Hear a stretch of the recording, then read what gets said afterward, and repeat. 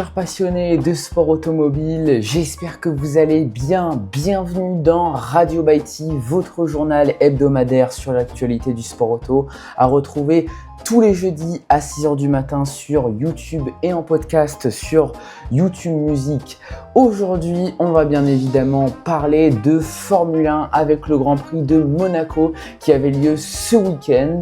On va parler d'Andrea Kimi Antonelli, le plus jeune vainqueur en principauté. On va parler de Ferrari et surtout de Charles Leclerc. On parlera encore une fois de l'adieu et l'impact qu'il peut avoir pour la suite de la saison. On se fera comme d'habitude une mini preview pour le prochain Grand Prix, le Grand Prix d'Espagne ce week-end.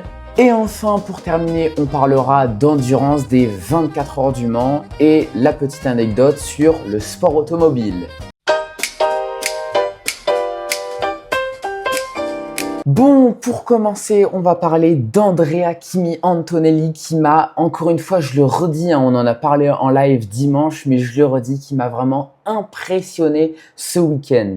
On pensait avant samedi que la Ferrari et ses performances en virage lent allaient leur offrir la pole position, mais samedi, après avoir montré le bout de son nez en essai libre 3, c'est bien Andrea Kimi Antonelli qui, pour 43 millièmes, a pris la pole position devant un certain Max Verstappen. Alors c'est déjà énorme, mais surtout il a mis 4 dixièmes à son coéquipier George Russell et le dimanche il a tout simplement été impérial. Un rythme d'enfer en course, il a mis 42 secondes avant la neutralisation de la course à Lewis Hamilton. Il a résisté à la pression du septuple champion du monde sur le deuxième départ à 10 tours de l'arrivée. Andrea Kimi Antonelli signe sa 5e victoire consécutive en principauté. Il compte désormais 68 points d'avance sur son coéquipier George Russell qui a connu une course compliquée et qui a d'ailleurs perdu la 2e place du championnat face à Lewis Hamilton. Antonelli n'a fait aucune erreur alors que tout le monde en a fait et ça c'est important de le souligner, mais Antonelli a répondu présent à chaque moment clé de la course dimanche. Déjà le départ, la pression face à Max Verstappen en première ligne, les arrêts au stand, la gestion du trafic, etc. etc.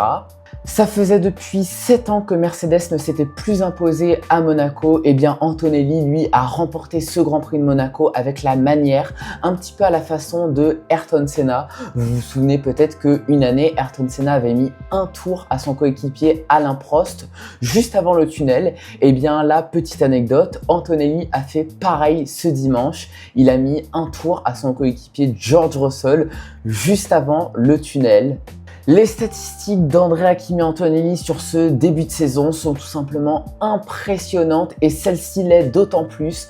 Antonelli a déjà marqué plus de points qu'en 2025. En 2025, sur 24 Grands Prix, Antonelli avait marqué 150 points. Et bien là, sur 6 Grands Prix, sur les 6 premiers Grands Prix de la saison, Antonelli en a marqué 156. C'est tout simplement exceptionnel et je pense que là, on a affaire à un futur grand champion pour Antonelli. Bon, en parlant de Formule 1, il va bien évidemment falloir qu'on parle de Charles Leclerc. Entre le Grand Prix du Canada et le Grand Prix de Monaco, rien ne va plus pour Leclerc alors qu'il a annoncé la semaine dernière prolonger son contrat avec Ferrari. À quelques tours de l'arrivée, Charles Leclerc tire tout droit dans le dernier virage du circuit de Monaco. Et là où on pourrait rejeter la faute sur le tarmac qui s'est arraché au fil du Grand Prix, ce crash a révélé le vrai problème de Ferrari et surtout de Charles Leclerc cette saison. Depuis le Grand Prix du Canada, Charles Leclerc a un problème de frein qui semble beaucoup le gêner, là où Lewis Hamilton a trouvé la solution qui le met plus en confiance. Alors, il se pourrait que Charles Leclerc et Lewis Hamilton n'utilisent pas les mêmes freins depuis le Grand Prix du Japon. Et ça, eh bien, c'est pas un truc à prendre à la légère parce que les freins, c'est là où la majeure partie du pilotage se fait. Et le Canada et Monaco, c'est deux circuits où les freins sont super importants. Le Canada parce qu'il y a des grosses zones de freinage et Monaco parce que entre les rails, eh bien, il y a tout simplement pas le droit à l'erreur. Charles Leclerc n'arrive plus à conduire correctement car sa voiture l'en empêche et c'est en train de changer la hiérarchie chez Ferrari puisque Lewis Hamilton est en train de prendre un petit peu le leadership naturel chez Ferrari et ça c'est un gros point négatif pour Charles Leclerc. Faut savoir que Charles Leclerc dans sa carrière a toujours été au-dessus de ses coéquipiers, que ce soit Vettel en 2019 et en 2020, Carlos Sainz ou encore Lewis Hamilton l'année dernière. De l'autre côté du garage chez Ferrari, Lewis Hamilton lui est dans une dynamique totalement incroyable. 2 deuxièmes places consécutives au Canada et à Monaco et surtout il a pris la 2e place au championnat face à Russell.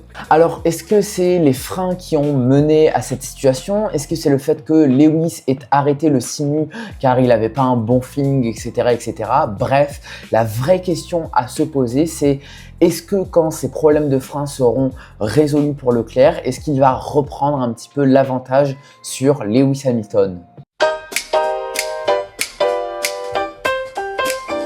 C'est officiel, on a eu les résultats de l'Adio et à notre grande surprise, la FIA a désigné le moteur Red Bull Ford comme le moteur à combustion le plus puissant de la grille. Red Bull Ford est donc le moteur de référence, Mercedes aurait un retard de 2% face à ce moteur, Ferrari un retard de 4%, Audi un retard estimé entre 4% et 6% et Honda plus de 6 à 8%. En conséquence, cela signifie que le moteur V6 thermique de la Red Bull est le point de comparaison à partir duquel sont calculées les concessions qui seront accordées aux autres motoristes. Ces concessions comprennent des modifications possibles, des heures sur les bancs d'essai supplémentaires ou des allocations supplémentaires par rapport au plafond budgétaire. Mercedes, Ferrari, Audi et Honda vont donc pouvoir apporter une ou plusieurs évolutions moteurs cette saison en fonction de leur retard. Je vous le rappelle, s'ils sont en retard de 2%, c'est une amélioration en plus et si c'est plus de 4%, c'est 2 améliorations en plus. Et ça, eh bien, c'est un petit peu qui tout double pour Red Bull. C'était un petit peu la surprise. Là, c'est soit ils se prennent une énorme claque quand Ferrari et Mercedes vont apporter les améliorations sur leur moteur, ou soit ils font un énorme braquage. Parce que les problèmes de la Red Bull en ce début de saison ne viennent pas du moteur, viennent surtout du comportement de la voiture. Alors, s'ils réussissent à régler ces problèmes sur le comportement de la voiture, en sachant qu'ils ont le meilleur moteur de la grille, Red Bull peut faire un énorme braquage face à Mercedes et Ferrari et il pourrait bien réussir à rivaliser pour la suite de la saison. C'est quand même une vraie surprise de voir que Red Bull a le meilleur moteur et j'ai hâte de voir si l'Adio change véritablement quelque chose pour la suite de la saison.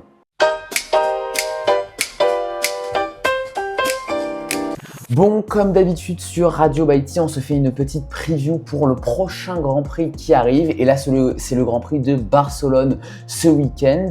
Alors, pour les horaires, j'ai l'impression que ça change pas beaucoup de Monaco. Mais du coup, le vendredi, on aura les essais libres 1 à 13h30, suivi des essais libres 2 à 17h. Le samedi, on aura les essais libres 3 à 12h30, les qualifications à 16h. Et le Grand Prix se déroulera le dimanche à 15h.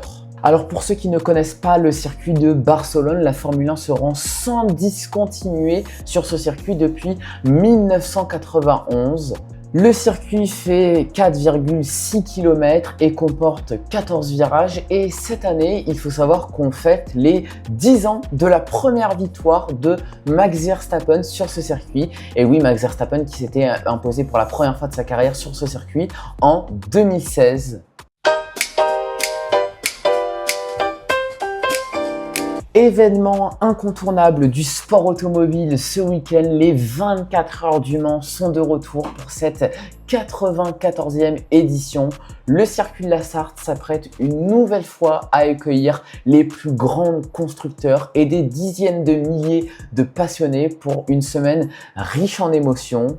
Alors, un petit point sur le planning. Ce soir, à partir de 20 h, vous aurez l'hyperpole, que ce soit pour les LMDH, les LMP2, les hypercars, etc., etc. Vendredi, la piste ouvrira aux spectateurs qui pourront parcourir le mythique tracé des 24 heures du Mans à pied ou par d'autres moyens de mobilité. Et en parallèle, bien évidemment, il y aura la traditionnelle parade des pilotes qui traversera le centre-ville du Mans. Et le samedi 13 juin à 16 h, le départ des 24 heures du Mans sera donné. Alors la première chose à savoir avant la 94e édition des 24 heures du Mans, c'est bien évidemment l'arrivée de Genesis en hypercar. L'année dernière, c'était Aston Martin, là c'est Genesis qui d'ailleurs abordera une livrée spéciale pour ces 24 heures du Mans. Genesis Magma Racing révèle le visage qu'abordera ces deux GMR 001 Hypercar, une livrée intense traversée par des couleurs de lave, pensée comme un manifeste visuel pour accompagner l'entrée du constructeur coréen dans la plus grande course d'endurance au monde.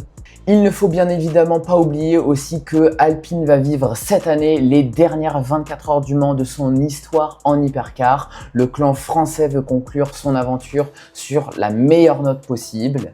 Et surtout, il y a un truc à ne pas oublier, c'est que Cadillac fait très peur à ses concurrents pour ces 24 heures du Mans. Oui, oui, messieurs, dames, un an après la pole position d'une Cadillac aux 24 heures du Mans, Cadillac espère avoir corrigé l'un des principaux défauts de son prototype LMDH et nourrit des ambitions de victoire que la concurrence surveille de très près. Le constructeur américain n'a pas chômé ces derniers mois et a validé une évolution technique, principalement sur le plan aérodynamique. L'objectif est de gagner de la vitesse de pointe, ce qui lui avait cruellement manqué dans les longues lignes droites sartoises en 2025 et coûtait très cher en course face aux Porsche et aux Ferrari. Le travail s'est donc porté sur cette faiblesse tout en essayant de ne pas trop compromettre les qualités de la voiture. N'hésitez pas à me faire vos pronostics pour cette édition des 24 heures du Mans en commentaire. Moi, tout ce que je sais, c'est que ce n'est pas une Ferrari qui va s'imposer.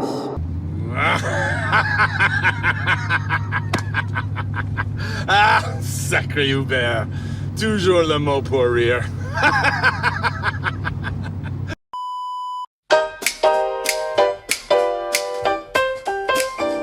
Et comme d'habitude, pour terminer Radio Baïti, on va terminer sur la petite anecdote sur le sport automobile.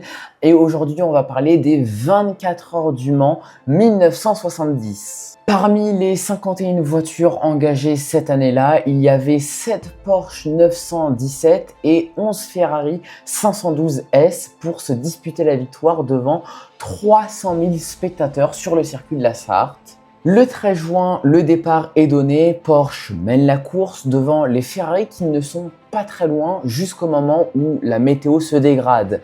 Les conditions deviennent très piégeuses, mais dans ces conditions-là, Porsche se montre très à l'aise tout en évitant les problèmes mécaniques que Ferrari, eux, n'arrivent pas à éviter. Ferrari perd beaucoup de ses voitures dans ces conditions et le lendemain à 16 h, après 4607 km parcourus, c'est la 917K numéro 23 de Richard Attwood et Hans Herrmann qui passe l'arrivée en vainqueur. C'est la première victoire de Porsche aux 24 heures du Mans.